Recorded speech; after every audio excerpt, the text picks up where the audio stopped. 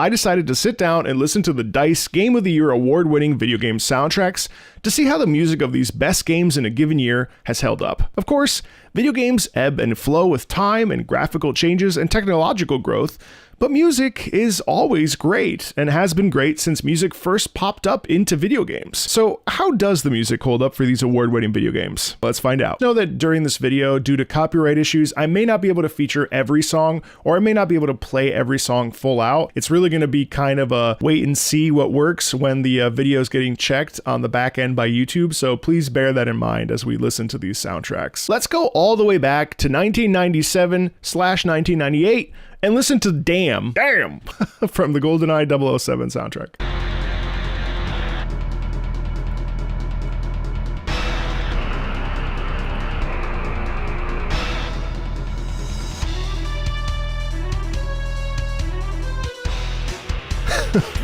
The 007 theme.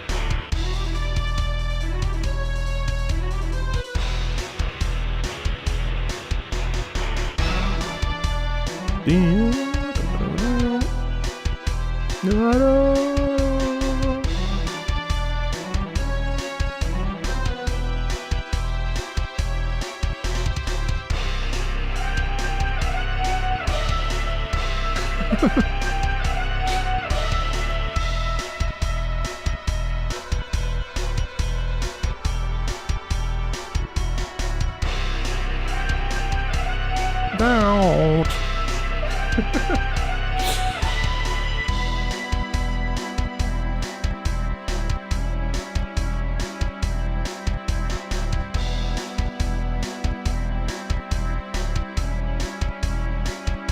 I don't know, man. It doesn't get more 007 than that, does it? There's something about that is just so incredibly satisfying. I think the play on the different motifs that we hear within the actual films of 007, but also just like the nostalgia for GoldenEye, it's really hard to deny. Also, randomly really love the guitar wailing. What do you know? There's a little bit of that like drama and tension of like, oh man, is James Bond gonna be able to make it out of here alive? Like it's this quality. And I don't even think that it is nostalgia. I think that genuinely does feel like it's a piece of music that really is motivating and a little bit scary because, you know, we're wandering around the dam, we're trying to find our way into the, if I recall correctly, into the control center, blah, blah, blah, blah, blah.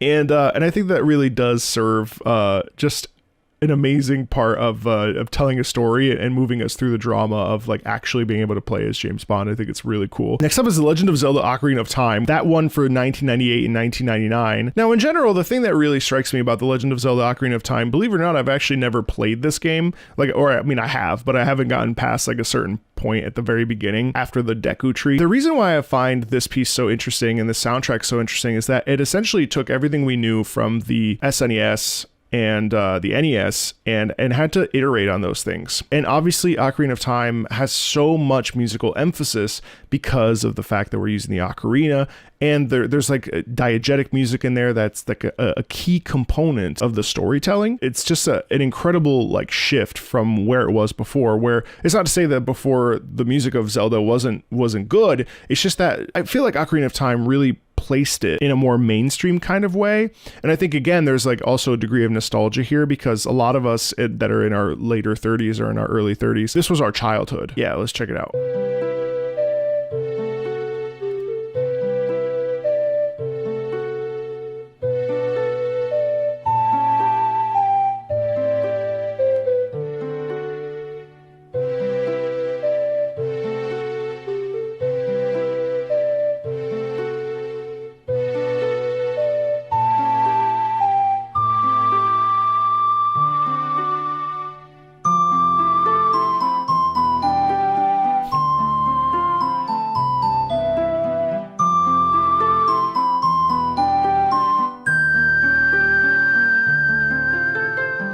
You know, I picked this theme because I find this theme to be such a gentle one to listen to. I also love the way it starts. It's so simple. It's just kind of an undulating pattern. It kind of moves like a wave. The second half of the theme, especially with the doubling, really sends it home. I also love the harp. Boom, boom, boom.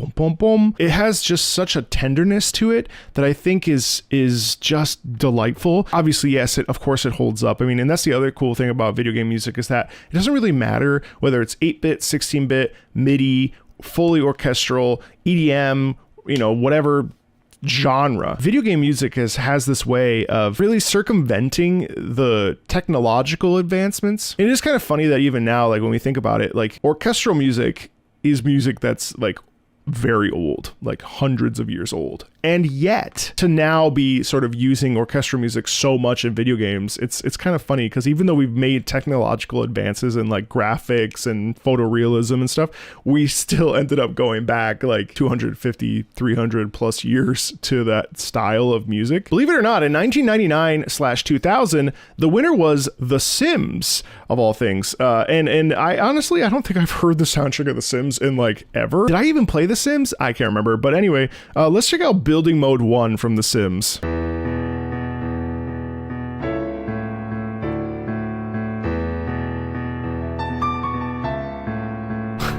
That's gorgeous.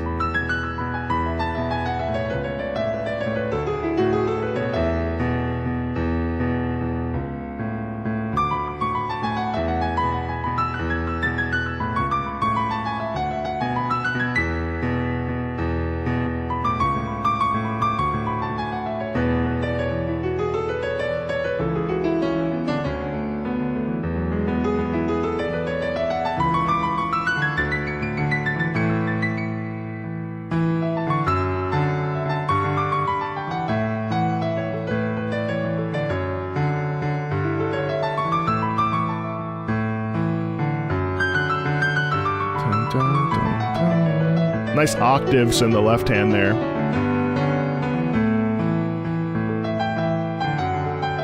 I mean, I think that this track perfectly describes the idea of like when you're building something and just using your brain, trying to figure out how to build it, like set up a construction, set up a foundation, deciding where to build your house, how many rooms to have, so on and so forth. It's interesting because in the right hand, there's a bit of meandering. The piano, especially where it is in the register, it's such a improvisational kind of like, let's figure it out as we go kind of sound that I think really actually elevates the experience of building and creating something. On top of that, what I find really interesting is that the left hand and the right hand really flow beautifully within each other. They kind of merge and re-merge separately quite frequently throughout even just a few minutes of that piece. There's no denying that all of these soundtracks are going to be good, because I think part of the reason why these games won Game of the Year is also in part due to their soundtracks. And I mean, I had not heard the Sims soundtrack in if ever, and I find that to be incredibly delightful and like a perfect work sound. Having a friend along the way to help you out with figuring out the architectural structure of your building. It's hard to deny how charming that piece is. It's like modern pop piano music that you would, you put on to just try to relax. It's great. In 2000, it was Diablo 2, a stark contrast from The Sims. I've actually never heard anything from Diablo 2. Is Tristram from Diablo 2? That's from every Diablo. Oh. Well, let's do something unique to Diablo 2. Let's check out Rogue Encampment from Diablo 2.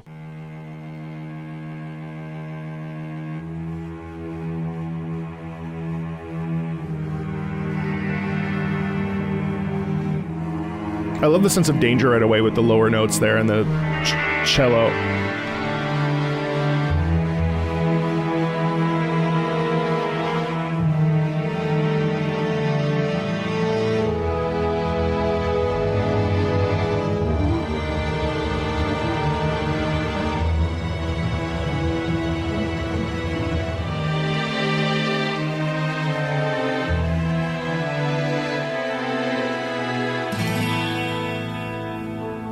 Whoa.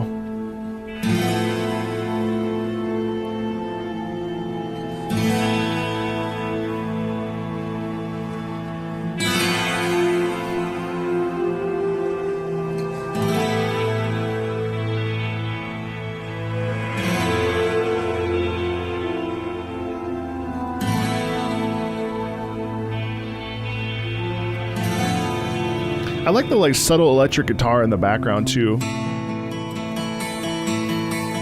Oh, damn.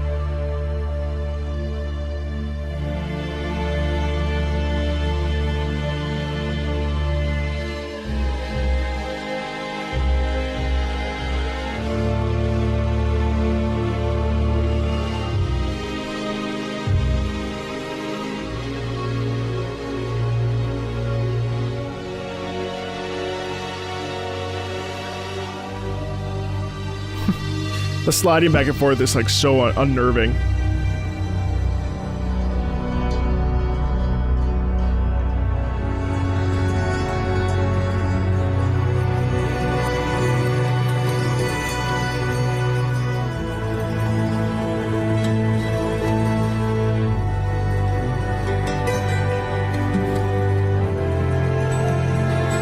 Oh, the dissonant chord there.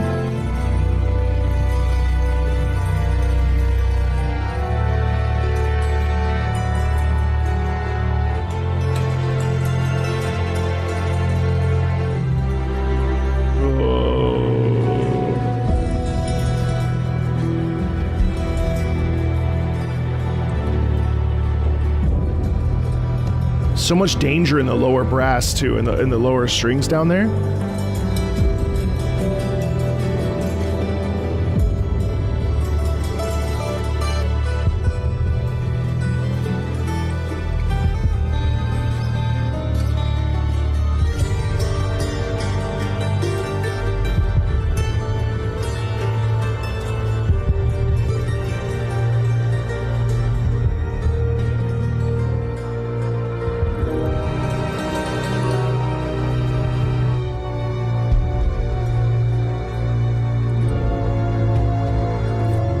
Just ascending. Yo.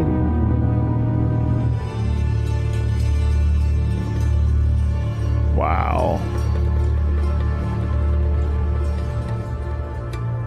I mean, the thing about Diablo is how much the vibe just fits the mood really well, especially this older school Diablo 2. There is so much like brutality in this world. It's dangerous. It's very, very uncomfortable. There's a real sense of fear in that sound quite a bit. The guitar, mandolin / whatever instrument it is really lends itself to the little bit of safety, but it's interesting because around that safety is all of the danger of the Hellspawn and the, Diablo itself. Like everything around it is danger and fear and nervousness. But within that is peace. It's a sort of temporary peace because there's not a lot of protection in this space. Something can easily come in and get you. There's a lot of danger laden with that with throughout it. But yet there is that moment of respite. And that's the sound that really, I think, comes through in that. It's a very powerful and imposing sound that is both pleasant to listen to, motivating, and obviously extremely uncomfortable. I'm actually shocked by that piece. Really,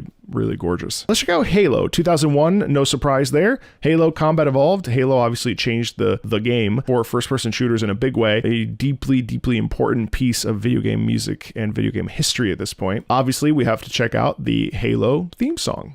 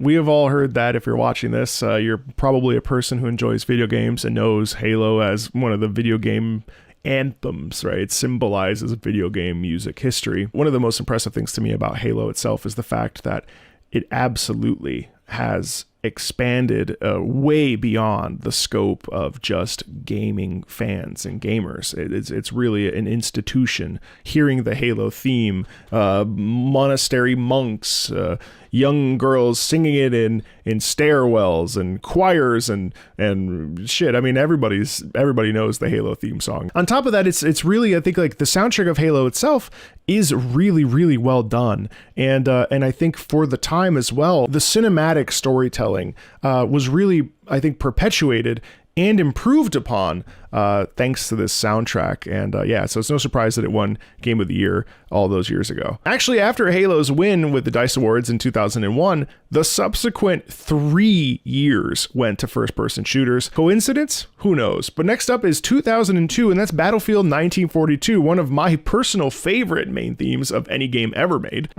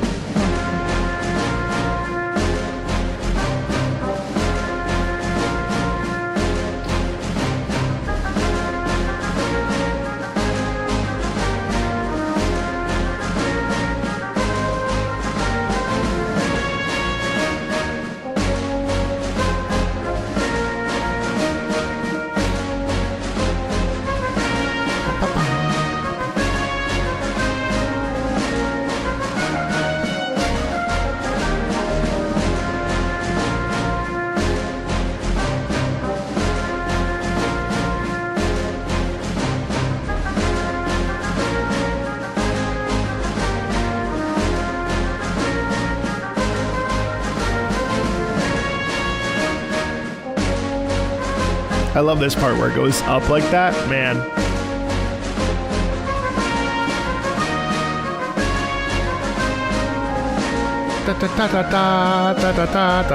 And then it goes back down. And then there's the drama and tension, right?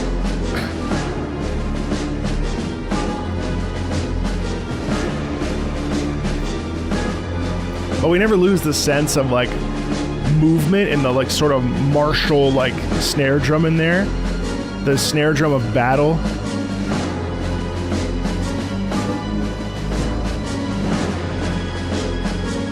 And it's just repeating notes over and over, up and down. And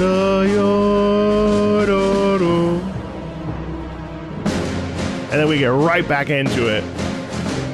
And, you know, Battlefield with 1942 obviously established itself as one of the kings of the first-person shooter multiplayer experience. I mean, these games still, in my memory, hold out as some of the absolute best games I've ever played. I was obsessed with Battlefield 1942 when it came out on my little potato computer, could barely function, and yet I was always in there. It's truly just one of my all-time favorite games, especially the World War II ones. In recent years, I've sort of fallen off of the Battlefield bandwagon, and I think a lot of people have. I'm always cautiously optimistic for the next opportunity to hop into Battlefield, and Battlefield 1 still remains probably one of my top 10 video games of all time. So in 2003, naturally, that award goes to Call of Duty. Now, I don't remember very much about the original Call of Duties. Frankly, the Call of Duty franchise has morphed itself into a million different ways, and say what you want about it. But let's check out the Call of Duty OG main theme.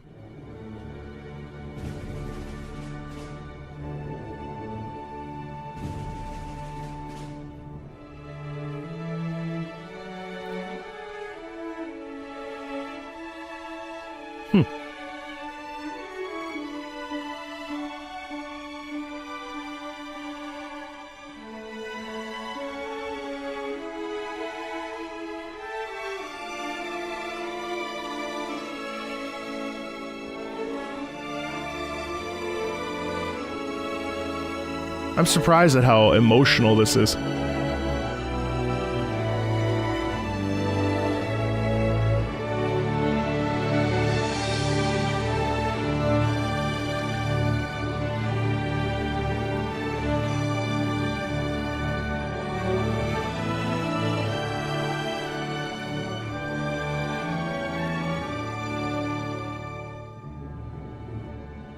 There's the tension. Always in the middle of both of this and the Battlefield main theme, there's like some tension in there.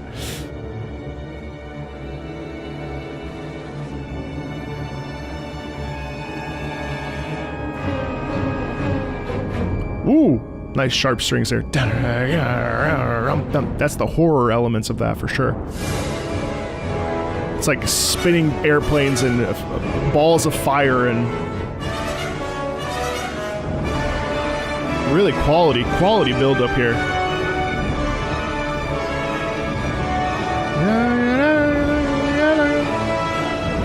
The mixture of the heroicism and the danger now integrating together. Wow. Oh, there it is again.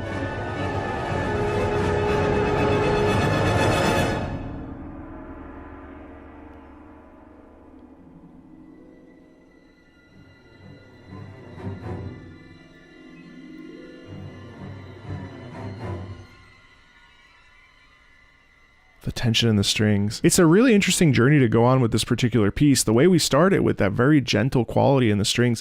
Actually, I actually felt that the beginning of this was shockingly gentle for a Call of Duty video game. But I think like there's something about this old school Call of Duty that just holds up in the memory. And I think it plays still really well, even in 2025. Like the journey that characters go on in these games, the story experiences of these like sort of scenarios that I think, if as far as I recall, are accurate and real, are deeply moving and terrifying to experience, even in our, in front of our PCs, in front of our computers. And this kind of Call of Duty is something I really miss, to be honest with you. I'm not too curmudgeon-y about like the future of video games and like where things are going and where things have gone. Like I'm kind of happy with video games as they are right now. I think we've been in kind of an extended golden age for a long period of time. But if I could go back and be like, hey, keep doing this, I would definitely lean on the historical elements of Call of Duty, and I do miss this sort of sound. This obviously veers towards movie music, and while I don't think it's memorable per se, it's certainly a very high quality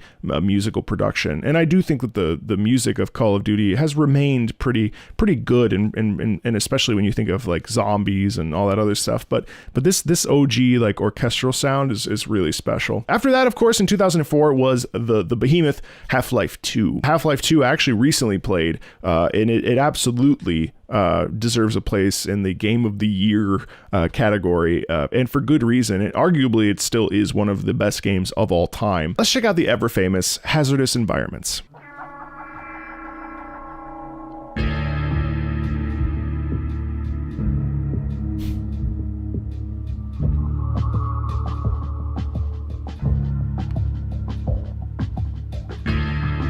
It is kind of like shockingly subtle, but the strong like guitar strum right there is so cool.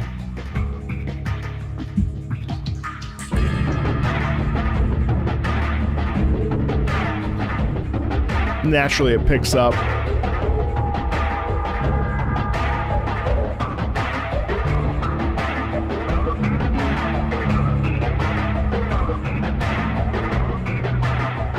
Constant repetitive propulsion there.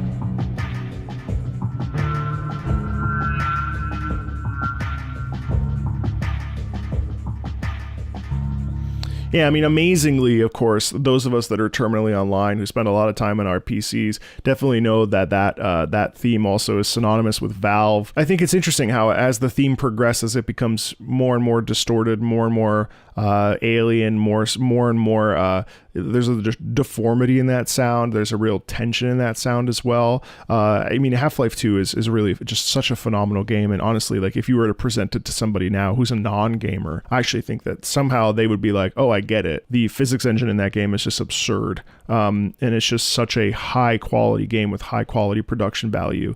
It makes sense why it would be on a Game of the Year list.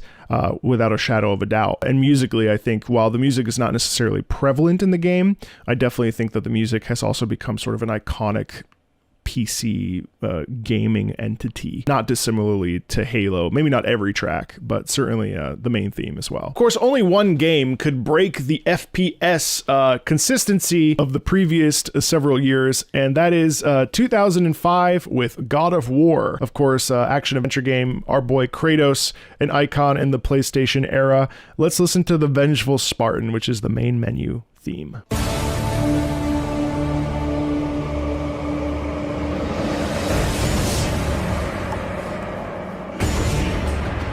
Damn.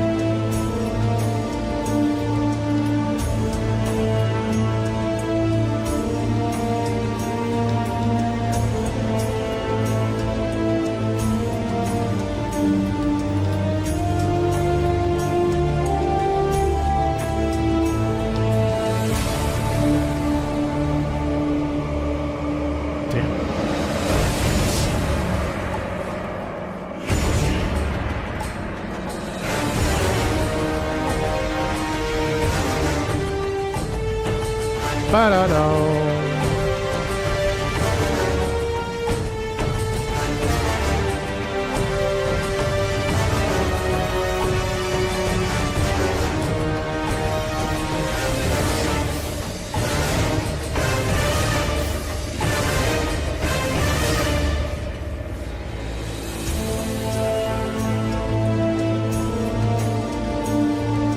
You know, it's funny because in truth, I mean, Kratos is such a rage-filled god and demigod or whatever Kratos is. To be honest with you, I've actually not played these games, so I need to remedy that ASAP because I know that these are like iconic games. Admittedly, that entire piece is full of rage, right? Due to the brass, there's a very heavy brass in there, and also the male choir really also allows for that feeling of hateful vengeance, of seeking out and having been wronged and deciding to step up and say, you know what, no, I'm not going to be wronged anymore, and really showcasing that this theme is about getting what's coming to them and really locking in, and it's a very fascinatingly powerful theme, although I would say fairly simple in its motivic ideas. There's only about 2 different kinds of phases or structures in that, and yet we still get the sense of anger and violence and frustration and agitation that we end up seeing with Kratos based on my understanding. So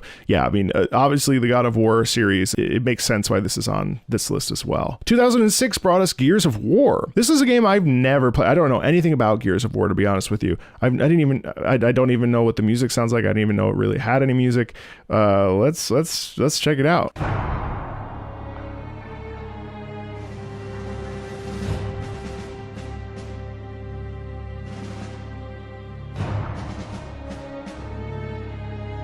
So we get militaristic snare drum in there.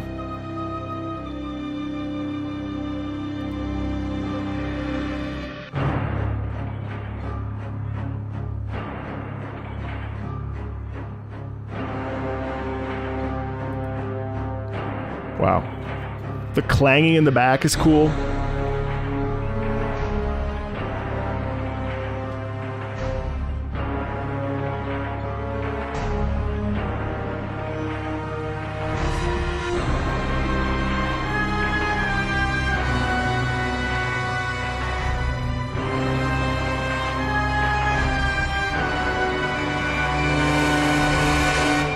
Oh, nice shift.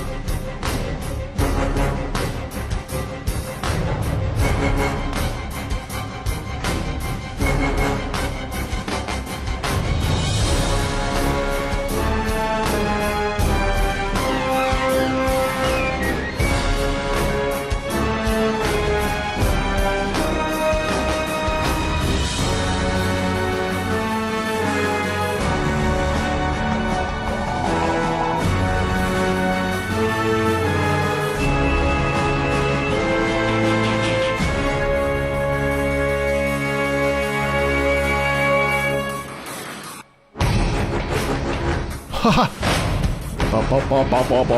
that trombone, just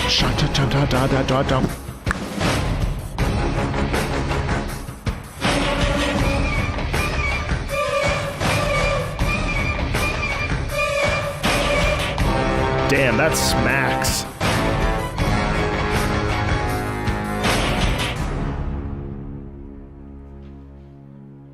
You know, what's amazing about that piece is that I really feel the size of the soldiers. I mean, obviously I know that the soldiers are wearing the big armor and they've got the like chainsaw swords, and I mean, I've seen all that stuff, of course. What I find really interesting about that piece is that it drives home the idea of this being a military world. Obviously there's tons of danger. Also, the brass, when the snare drum comes in, when the drum set comes in, that actually really caught me off guard, because the drum set is really a modern sound, realistically. Like there's a sense of a confidence in that sound right off the bat. There's a sense of cockiness. There's a sense of challenge, of like being able to face adversity with a smile, like, yeah, what are you gonna do? You know what I mean? Like that's what I think of when I think of Gears of War. I also think of power, and I also think of destruction. Something that was really cool is really when we pulled all the way back, and then suddenly we get those trombones really emphasizing.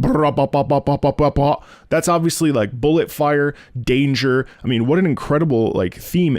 And on top of that, I think it really sends home the idea of like being an unstoppable force. 2007 brought us Call of Duty 4, the second time that Call of Duty would win a DICE award. Really, Modern Warfare and Modern Warfare 2 stand as two of the great Call of Duties. The first time I ever played a Call of Duty was actually Call of Duty World War II, because it reminded me of Day of Defeat, which is a Counter-Strike mod that was all based around World War II. I'm a big history guy. I was almost a history teacher. So Call of Duty World War II is really where I sunk into the Call of Duty landscape. But Call of Duty Modern Warfare is one of the greats, and both Modern Warfare and Modern Warfare 2 have such phenomenal stories. Let's check out the main theme for Call of Duty 4 Modern Warfare.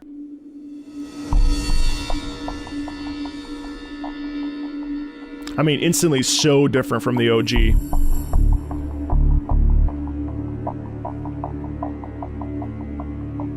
Only 4 years prior.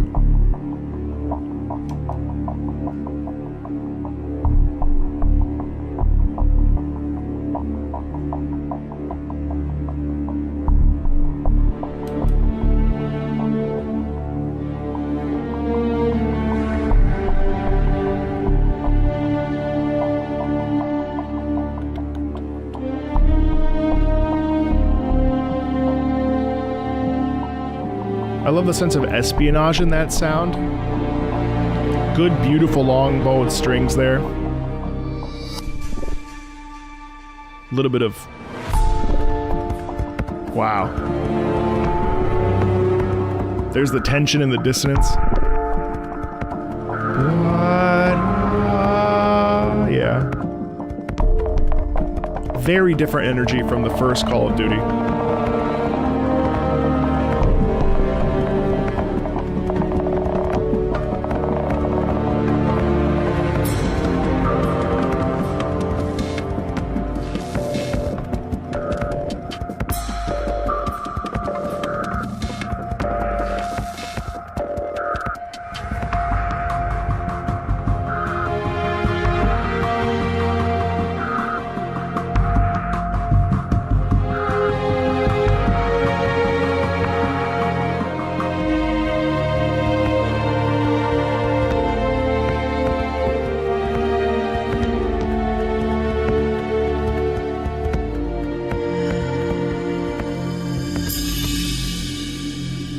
I mean, fascinatingly, the thing that's really interesting about that is that it actually feels more like we're hidden in the shadows with this particular theme. It's very, very dialed in, very, very pulled back. It's not in our face. It's not bombastic. It's not like full frontal. It's not expressing the danger at hand quite like the original Call of Duty theme eventually does near the middle of it. What this does actually is has this constant sort of real languid, long bowing that makes us feel like we're hiding in the bushes, waiting for, you know, duplicity to happen, watching out for a mole. I distinctly remember how many sneaking missions there are in both Call of Duty Modern Warfare and Modern Warfare 2, and I feel like that kind of fits. There's things happening in the game that are out of our scope and way more complicated than we even realize, and so it's interesting how the music sort of handles that as well. In 2008, Little Big Planet won Game of the Year at the DICE Awards, and to be honest, I don't think I've ever heard a single track from Little Big Planet. In fact, I'm not even really sure what kind of music is in Little Big Planet, but let's see if we can find out, shall we? Oh yeah, of course I know, yeah.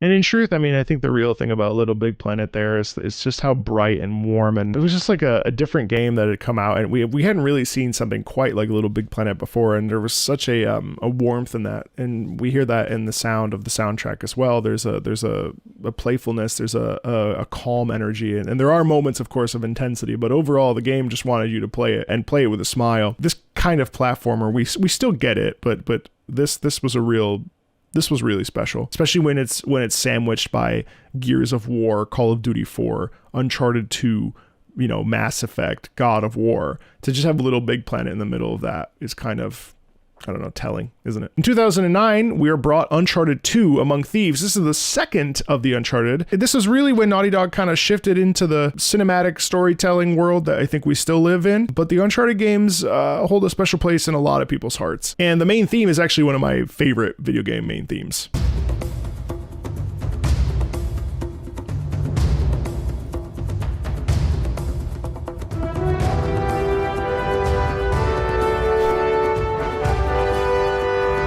I mean, those terrific horns. It's such an invitation to adventure, too,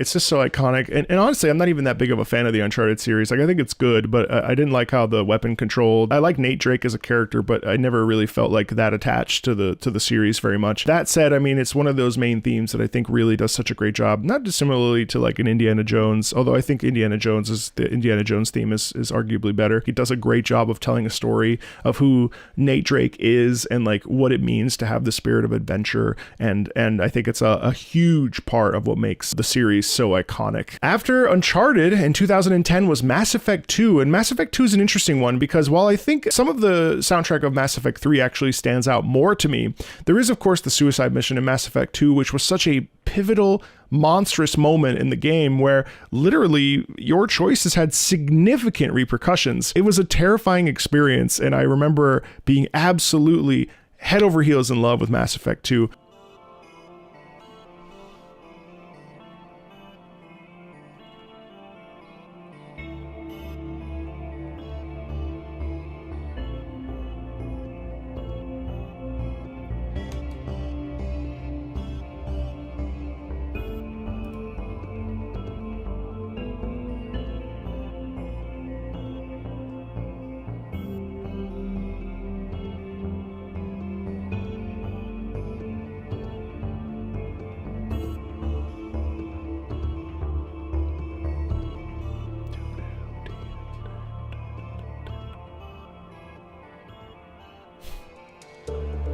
I love this build-up, it's so cool.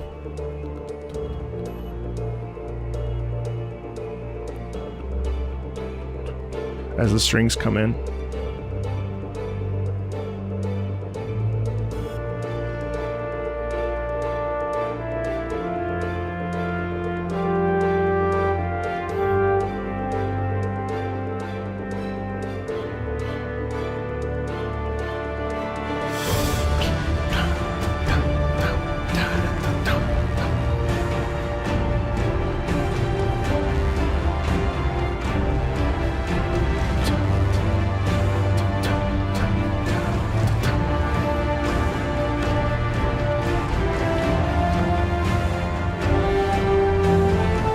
I love these horns especially. It's so impressive.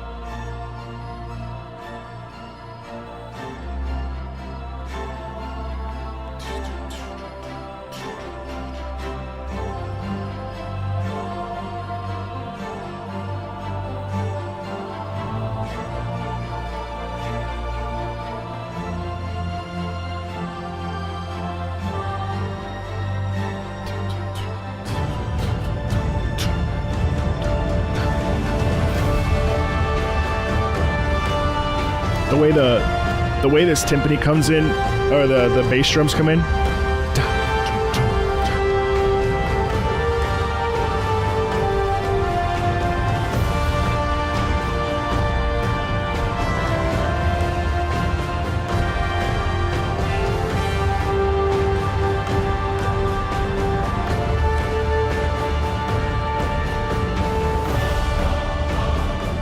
The final added chorus there, but the emphasis and the strength, just shouting like the same note over again.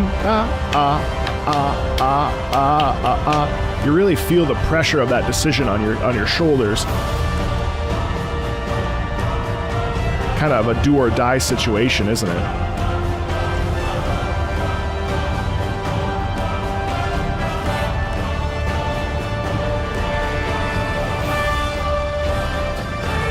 Upper horn like that, just sticking out like that, it feels so sharp.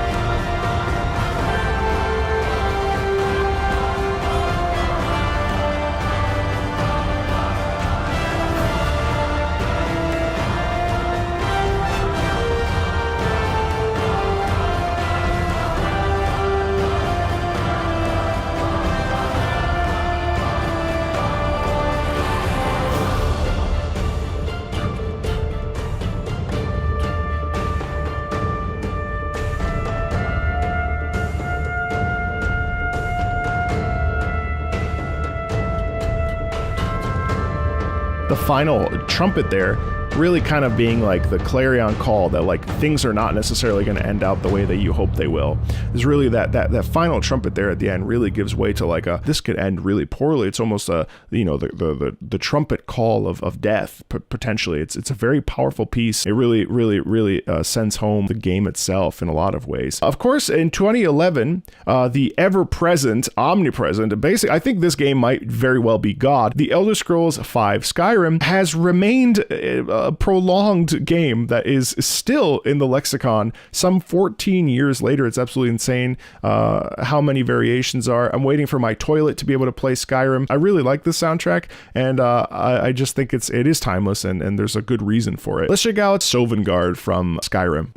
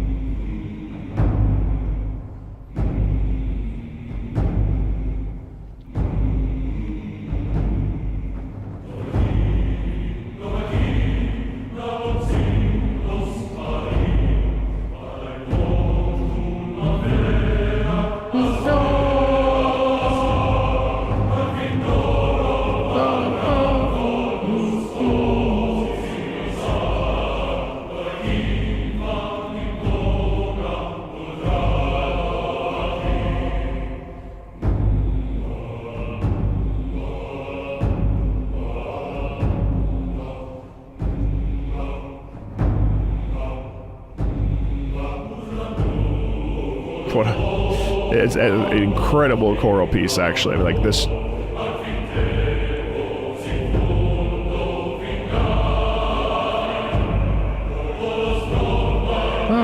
Fantastic harmonies in here. No instrumentation besides a drum. It's such a strong, powerful piece of music. Terrific choir singing this as well. Such a warm sound, full of strength and virility in this. Nice harmonies.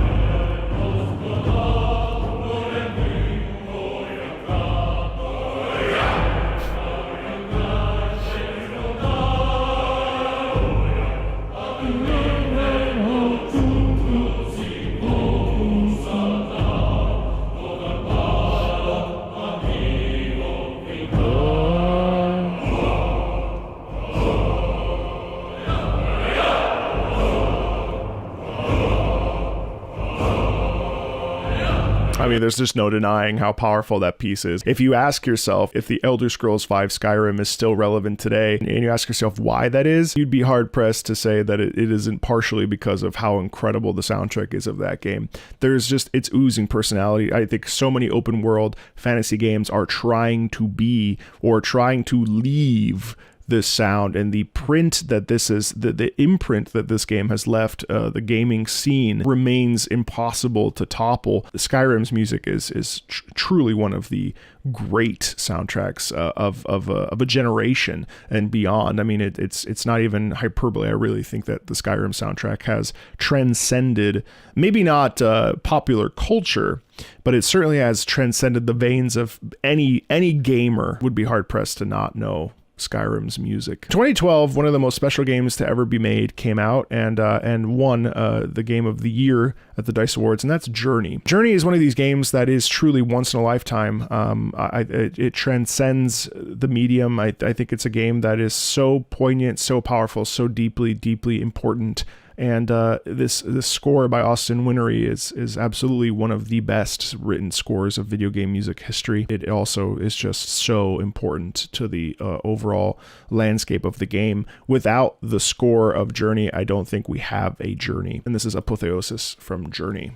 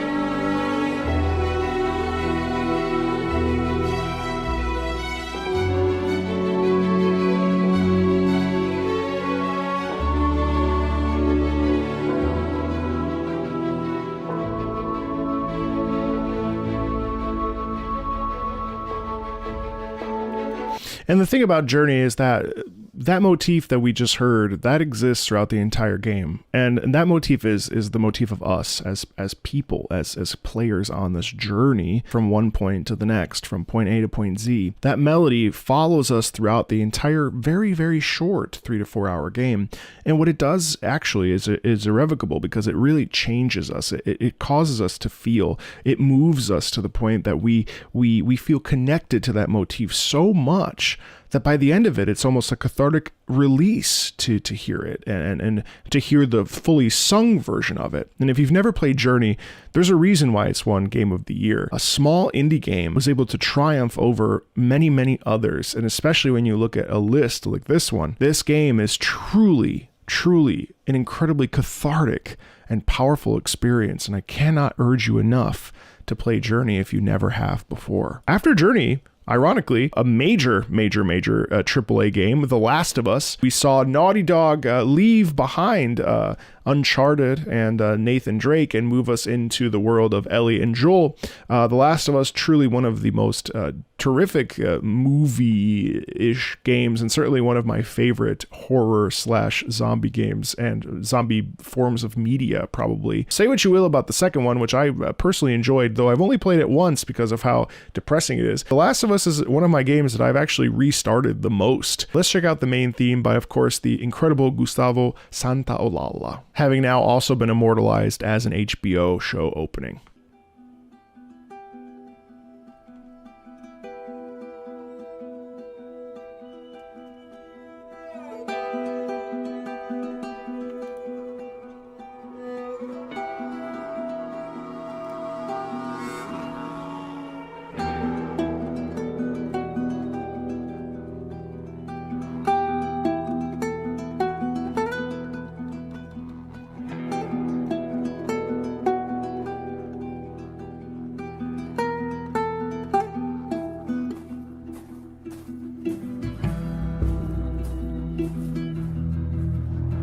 I can only play that for like a couple minutes, a couple seconds, just in case it gets copyright claimed, which is very unfortunate. Yeah, I mean, The Last of Us obviously at this point has become absolutely a phenomenon outside of the gaming landscape, as you all know, with an HBO show, which was pretty good. It's incredible how this IP has really like stepped out of the video game scope. Well, I think that games are going to continue to move into a cinematic storytelling element. This game was really one of the ones that really kind of pushed that boundary in a big way when it came out. It felt less game and more movie.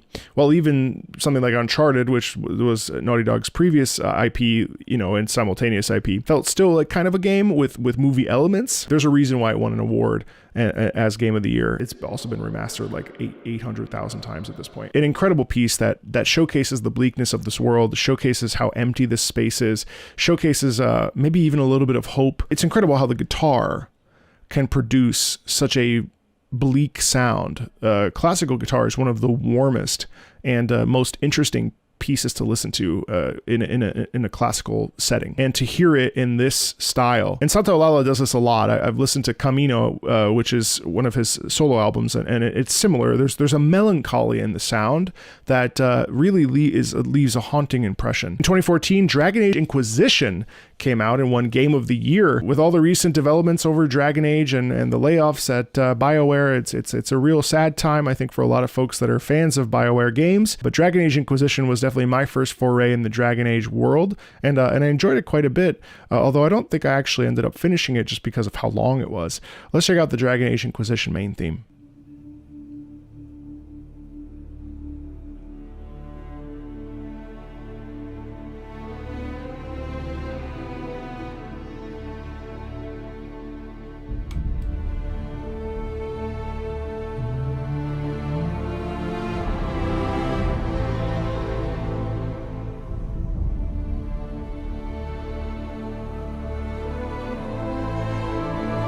I love the sweeping orchestra here and the sweeping strings with the chorus mixing in together. It's just so incredibly fantasy. Incredible upper register with the sopranos while the brass hangs down low on the lower end of things.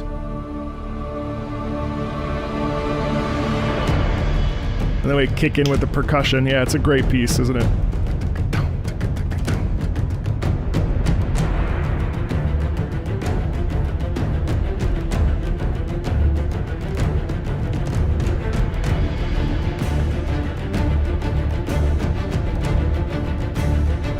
really kicking into action here.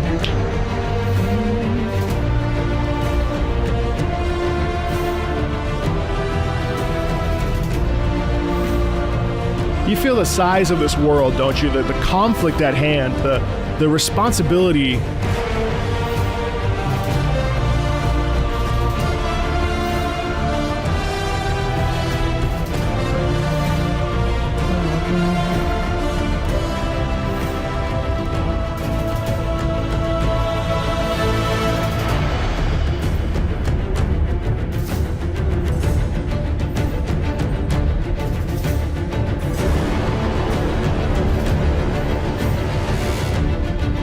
It's a seismic piece of music there. It really makes you feel like you're in the middle of this battlefield, and you know, you're the hero of the story. You're trying to protect this world, and I love the chorus especially, but the fantastic brass underneath really sends home the idea of being a messenger, a protector of the people, and so on and so forth. And really, Inquisition was a fascinating world to explore. So much music in this game, so many interesting and diverse characters. I really enjoyed the worlds, especially of Inquisition, where you never quite knew what you were going to get the next world you were going to go to. And I felt like each world could easily be a 10-hour journey and experience. Sure, lots of fetch quests and stuff for the time, but really a standout gaming experience. I really enjoyed what I played, and I played like about 70 hours worth of it. It's cool to see Dragon Age be on a best games of the year list. In 2015 was the return of Fallout 4. I love the Fallout 4 main theme by Inon Zur. Let's check it out.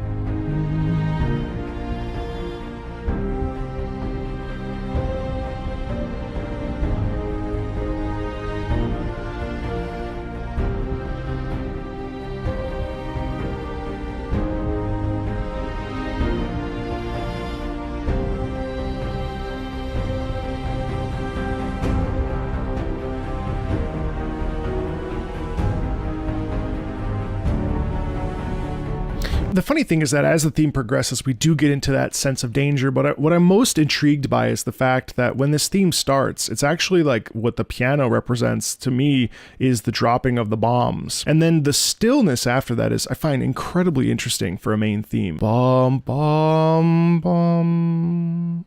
There's a sense of space in that, like almost like the remnants of that Fallout. You know, not to be ironic. Where do we go? What happens? How does the world carry on with the wasteland?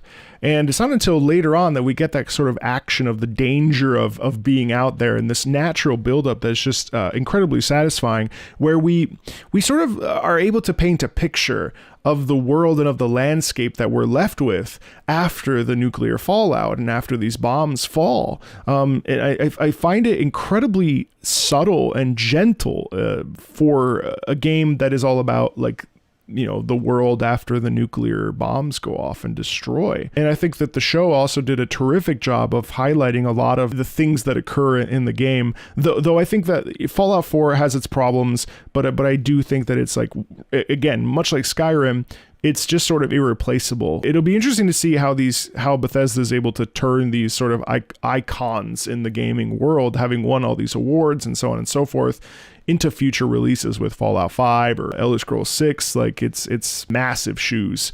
And Inon Zur, of course, the composer for Fallout 4, is incredible. And I thought that Inon Zur's work with Starfield was also incredibly satisfying as well, though maybe not as iconic as Fallout's. In 2016, Overwatch won Game of the Year at the DICE Awards. I gotta be honest with you, I can't remember a single motif. Let's check out the main theme from Overwatch.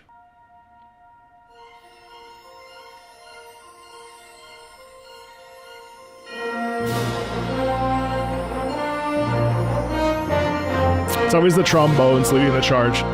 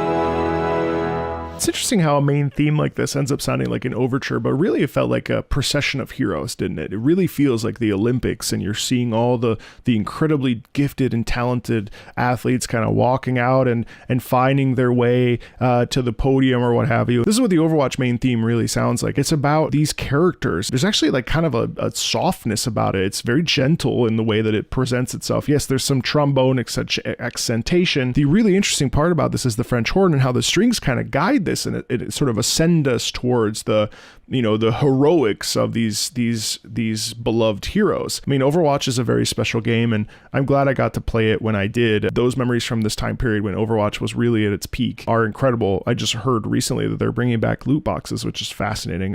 Whatever. Overwatch 2 has been an absolute kind of a mess. I don't know if people still like it the way they did, but certainly Overwatch has a lot of really good memories for me. I don't know that a single other sort of hero-based shooter has won an award like this since. In 2017, The Legend of Zelda Breath of the Wild came out. Also another game that defied and changed gaming. Many iterations of games subsequently have tried to emulate the Breath of the Wild formula with varying degrees of success. One of the complaints I hear a lot about The Legend of Zelda Breath of the Wild is how sparse and ambient the soundtrack is, and certainly when you compare it to previous entries in the Zelda series, I could see why people would feel that way. But it's been interesting to sort of think about how Zelda Breath of the Wild really takes the common tropes musically and brings them to its version of that world musically. I think it's actually great that they're ambient, because I think the world is too big.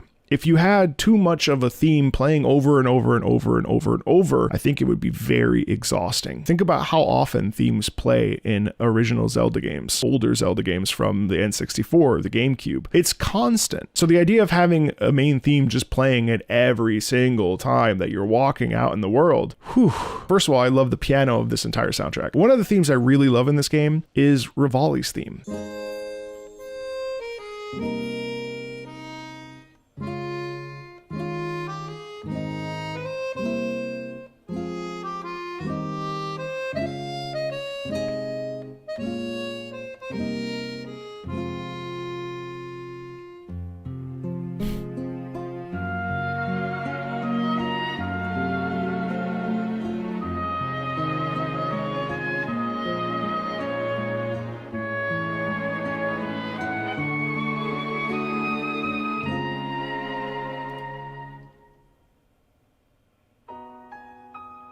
I love this like distant call and response thing.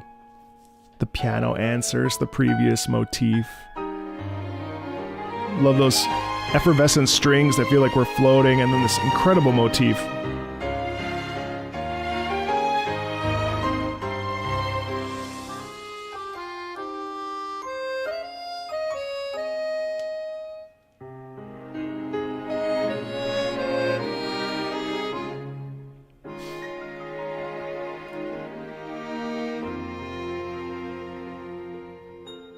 By the end of the piece, it feels like we're getting this beautiful little smile. It's a warm piece. It's an inviting piece. It's a piece about friendship. It's a piece about maturing and growing up, being steadfast in your choices and not letting anyone get in your way. It's so gentle. I heard it a couple months ago, and because I'd forgotten it from my playthrough, and it's just stayed with me for a really long time. It's just incredible. I listen to it as frequently as I can. It's delightful. In 2018, God of War made its return, shocking the gaming world. A new environment for Kratos, the Norse world, gods and monsters, and, well, Kratos. It was a real change of pace for this series, and there's a good reason why it's the 2018 Game of the Year winner for the DICE Awards. Let's check out God of War from God of War 2018.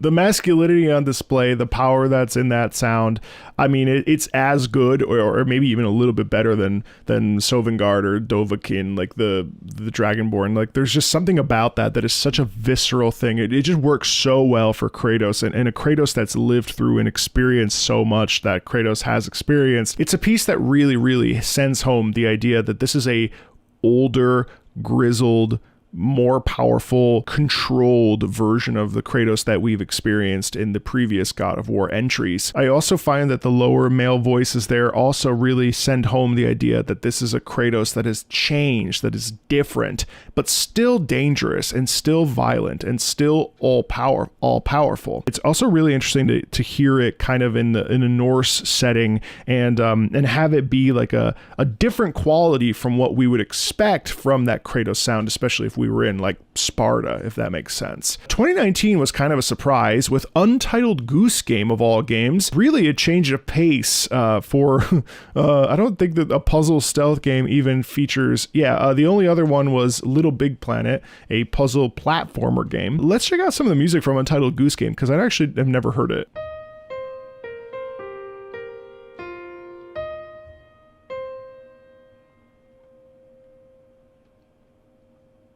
I love the space in this. Wow.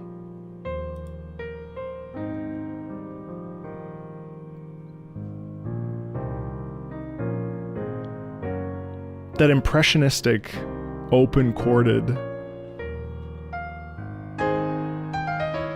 Always feels like a painting.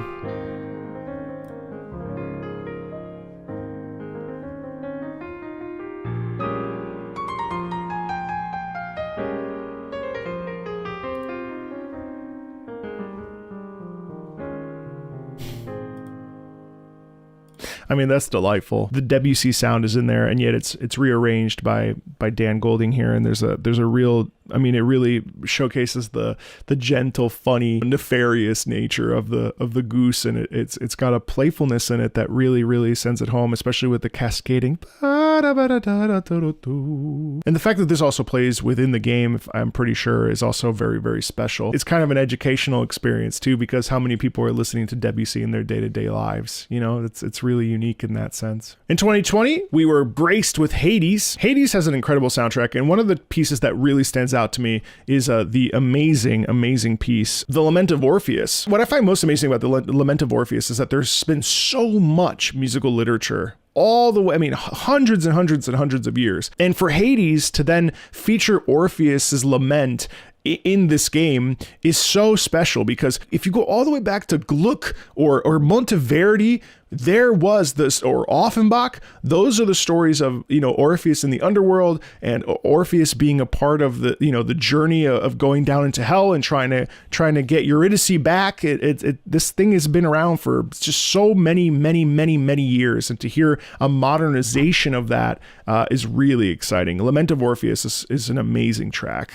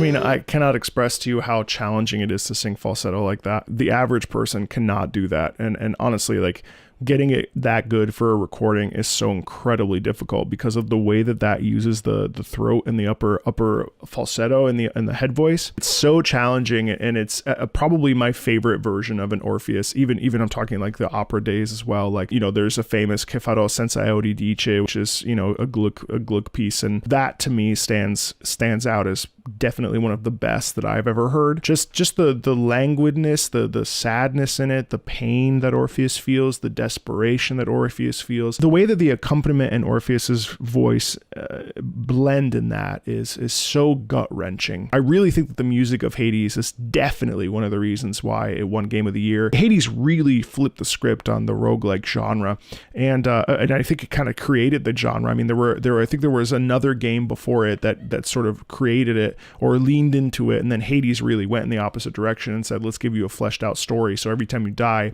there's still that that sense of discovery and meeting characters and so on and so forth. It's really a genre defining game, I think. 2021 brought us It Takes Two, actually, which is kind of surprising. I've never played It Takes Two, but I know it's really special. And I'm actually kind of curious to hear some of the soundtrack because I've never heard any of it. Let's listen to the It Takes Two credits theme.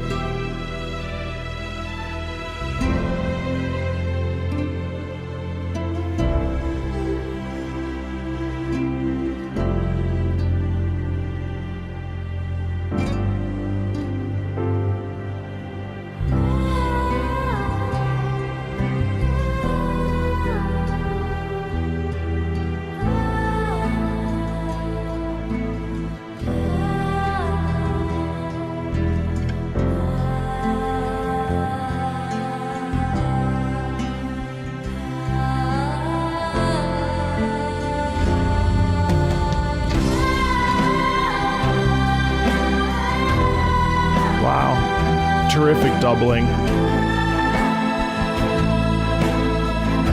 That is a meaningful song. Wow.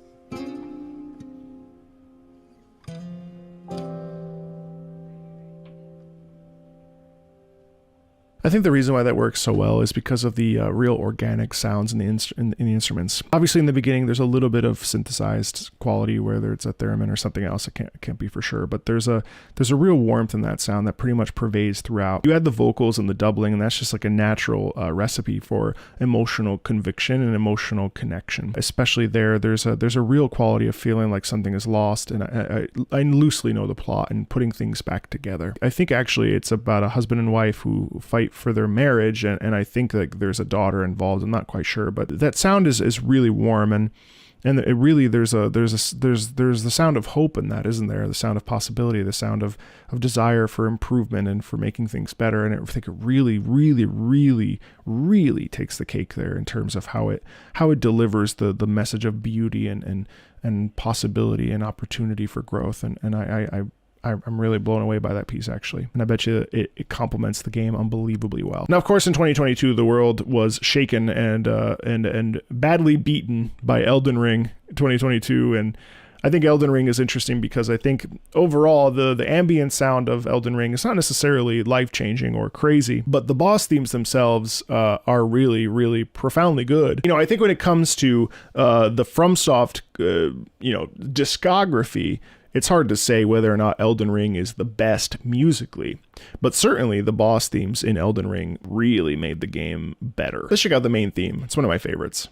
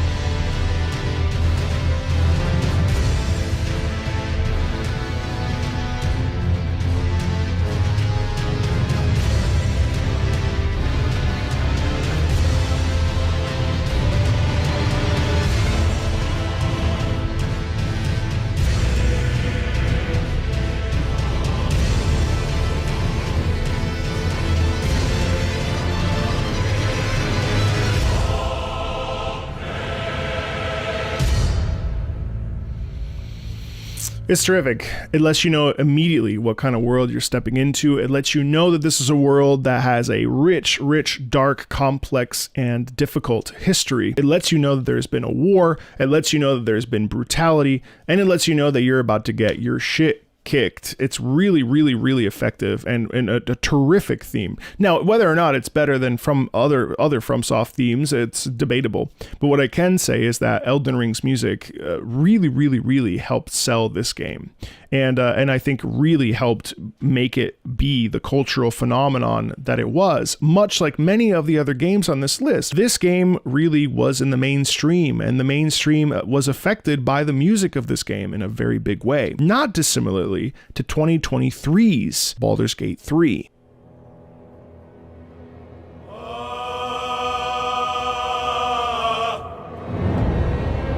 That chant is so pronounced.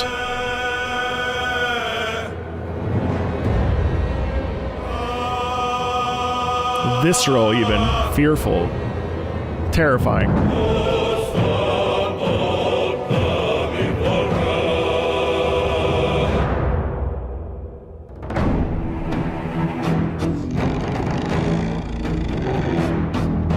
Pressing into the cello like that to produce that sound, the low men.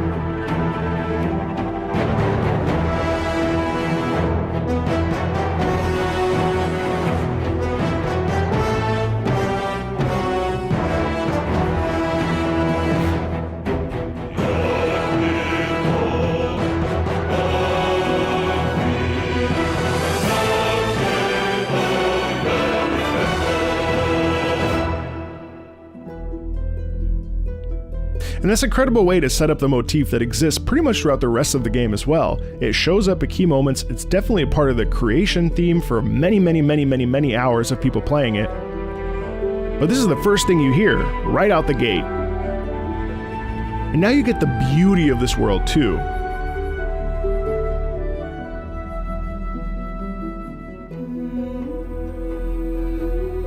There it is again.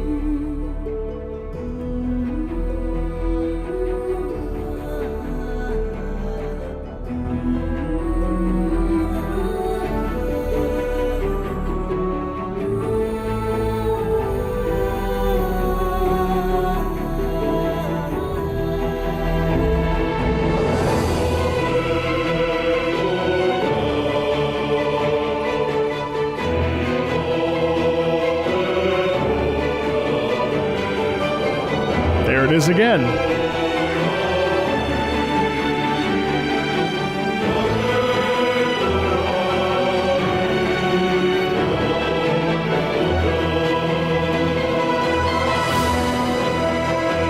there it is again.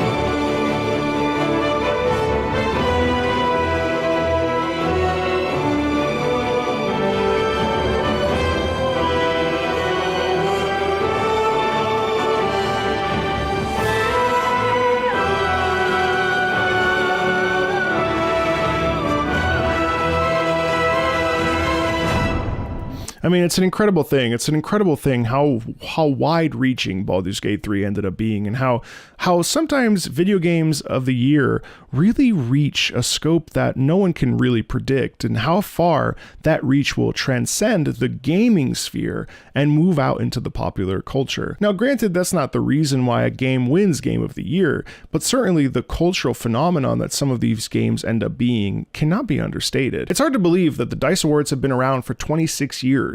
And in 26 years, we've had these many games. Well, we've had 26 games win Game of the Year.